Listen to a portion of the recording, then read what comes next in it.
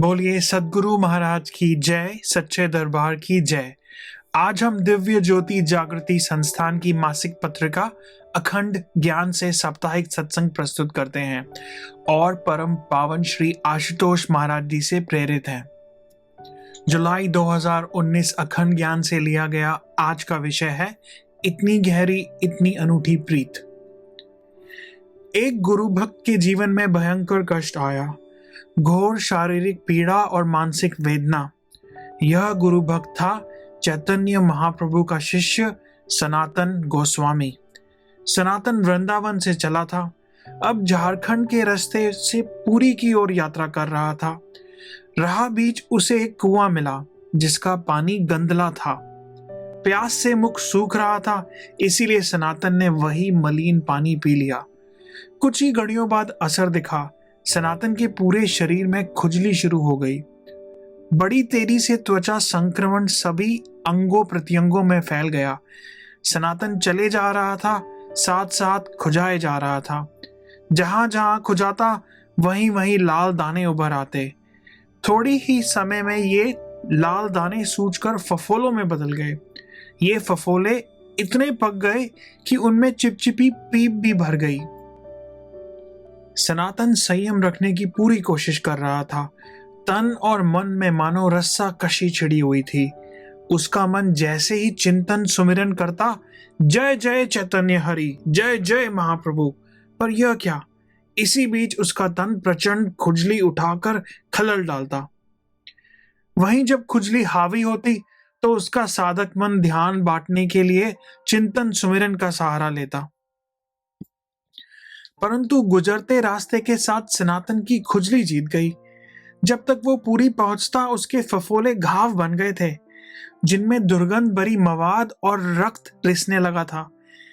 जाने उसका कौन सा पुराना कर्म संस्कार विकराल रूप धारण करके सामने से गुर्रा उठा था।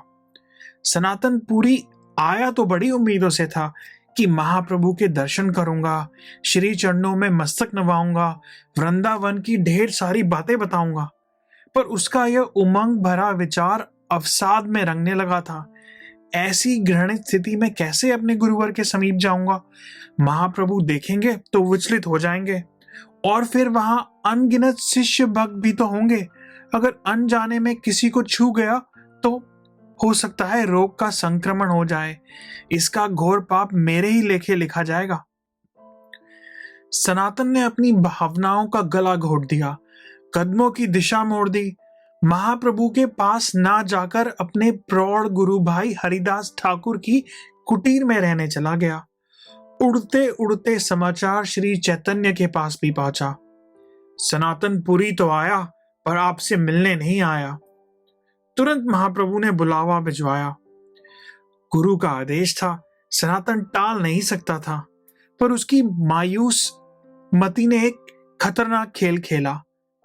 हीन भावना के मारे उसने सिंह द्वार से समुद्र तट तक जाती मुख्य सड़क नहीं पकड़ी, उसने तटीय रेत वाला रास्ता अपनाया। रेत अंगारों के समान धधक रही थी। ऊपर से ज्येष्ठ का सूरज भी अग्नि बाण बरसा रहा था। सनातन के पांवों में लाल लाल छाले पड़ गए। खुजली भी असहनीय हो गई। शरीर के फोड़े भट्टी में पड़े कोयले जैसे हो गए थे। जब सनातन महाप्रभु की चौखट तक पहुंचा, उसके प्राण अधर पर थे। उधर चैतन्य महाप्रभु भी ममता का सागर भीतर थामे हुए बेसब्र थे। जैसे ही उनकी दृष्टि सनातन की दशा पर पड़ी, नेत्र सजल हो गए। सनातन सनातन कहते हुए महाप्रभु तीव्र प्रेमावेग से दौड़े। उसे कसकर अपने वक्ष से लगा लिया। सनातन लज्जा से छटपटाया। उसने खुद को पीछे धकेला, पर महाप्रभु का भुजापाश ढीला ना पड़ा, अधिक प्रगाढ़ हो गया। शायद यही अंतर होता है संसार और गुरु के प्रेम पाश में। संसार का प्रेम पाश तब बनता है जब हम भी उसी शिद्दत के साथ गले लगे या फिर कहें कि गले पड़े हों।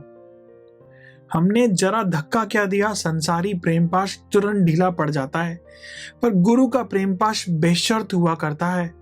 उसकी पकड़ हमारी पकड़ की मोहताज नहीं, इतना समग्र है वो। हम संस्कारों के मारे चाहे अपनी भुजाएं भी ना फैलाएं, पर गुरु का प्रेम पाश हमें समेटना और थामे रखना जानता है। महाप्रभु एक दीवानी मां की तरह सनातन को गले लगाकर सहलाते रहे। उसके फफोलों की मवाद चू चू कर प्रभु के वक्ष तल, भुजाओं और हाथों पर लग गई। उनके अंग वस्त्रों पर भी रक्त के धब्बे दिखने लगे। यह देख सनातन की रूह कांप उठी। चित्त हाहाकार कर उठा। तीव्र रुलाई वाली चीख भीतर से निकली, नहीं महाप्रभु नहीं, मुझे यूं प्रेम दंड ना दो। इस महापाप को झेलने की मुझ में ताकत नहीं। सनातन फफक फफक कर रोया और रोते रोते दौड़ गया। महाप्रभु के करुण नेत्र करुणा का जल ना समेट सके। सनातन तो चला गया था, पर वे वहीं खड़े खड़े मौन स्वरों में उससे कह रहे थे, क्या यूं दूर भागकर तू मुझसे दूर हो पाएगा? मैं तो तुझ में ही रहता हूं। सनातन द्रुत गति से वापस लौट रहा था। उसकी दीनता देखते हुए मानो शब्द भी कांपने लगते हैं।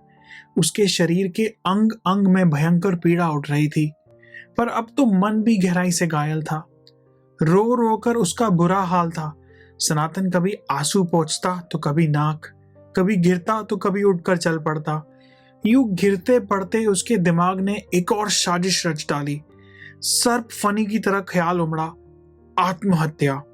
हाँ, अब तो बस यही एक विकल्प बचा है, आत्महत्या। इस बार जब जगन्नाथ की रथ यात्रा निकलेगी तो रथ के पहियों के नीचे लेट जाऊंगा। सबको लगेगा मैं दुर्घटना में कुचला गया, महाप्रभु का नाम भी कलंकित ना होगा। कई दिनों तक सनातन इसी विचार को सेकता रहा। इतना सेका कि यह मंसूबा उसके घावों की तरह पूरा पक गया।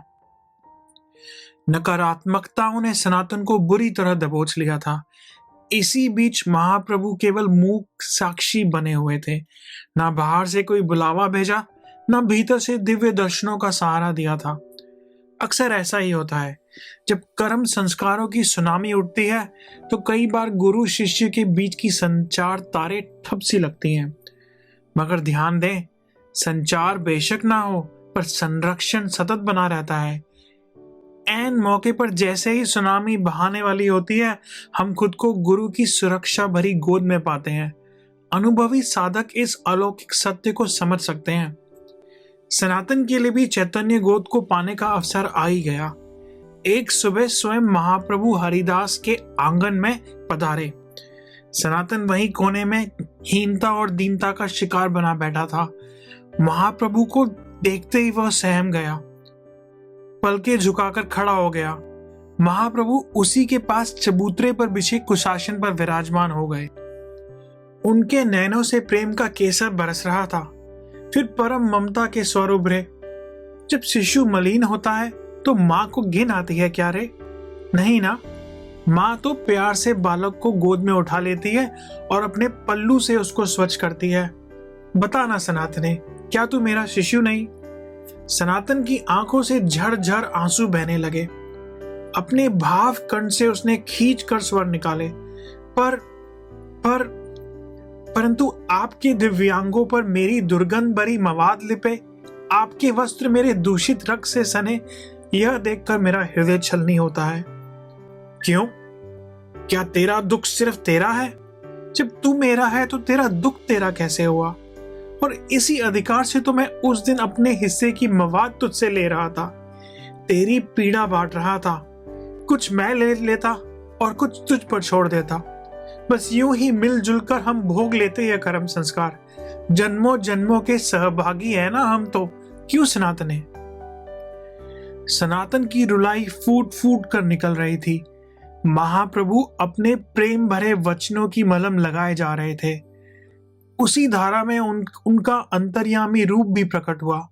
उन्होंने सनातन के नयनों में झांका और स्थिर भाव से देखते रहे। फिर बोले, जानता है, आत्महत्या करने का तो तुझे अधिकार ही नहीं है। सनातन लज्जा के भाव से मानो धरा में ही धस गया। महाप्रभु कह रहे थे, याद है ना तुझे, तूने मुझे शिष्य भाव से समर्पण किया था। तन मन बुद्धि भाव का कण कण, अर्थात तेरी देह अब तेरी नहीं है, यह तो मेरी अमानत है। तो तू अपनी अमानत इस देह की हत्या कैसे कर सकता है? बता ना सनातने, मैं कुछ पूछ रहा हूं। सनातन निःशब्द था। क्या कहता?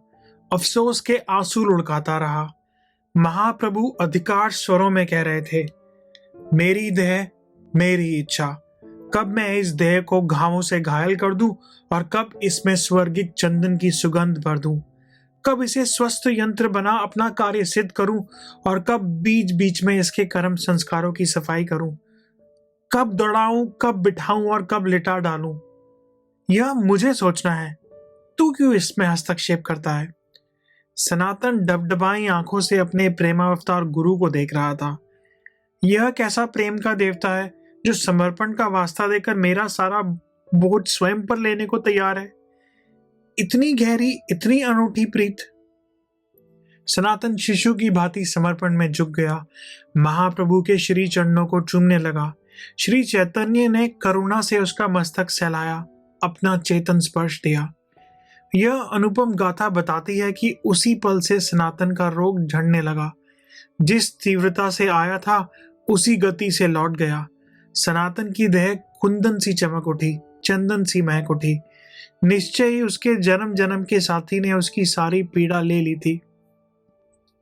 इस तरह के और अधिक लेख पढ़ने के लिए हमारी मासिक पत्रिका अखंड ज्ञान 3 भाषाओं हिंदी, अंग्रेजी और पंजाबी में उपलब्ध है। आप विवरण में उल्लेखित लिंक पर क्लिक करके पत्रिका की सदस्यता ले सकते हैं।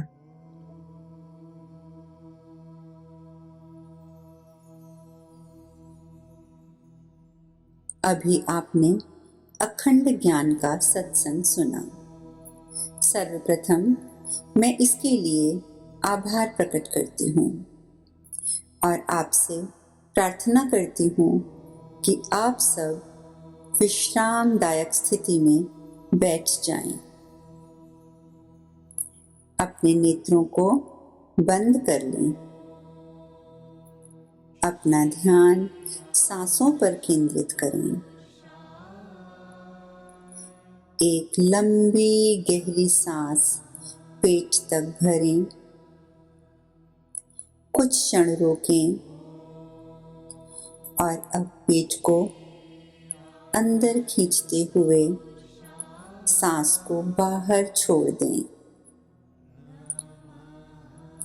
इस प्रकार इन आती जाती सांसों के द्वारा आप शांति के महत्वपूर्ण क्षणों का पूर्ण आनंद लें और इसके साथ साथ विचार करें कि अखंड ज्ञान से आपने आज जो सत्संग सुना है उसकी शिक्षा को आप किस प्रकार अपने जीवन में उतार सकते हैं।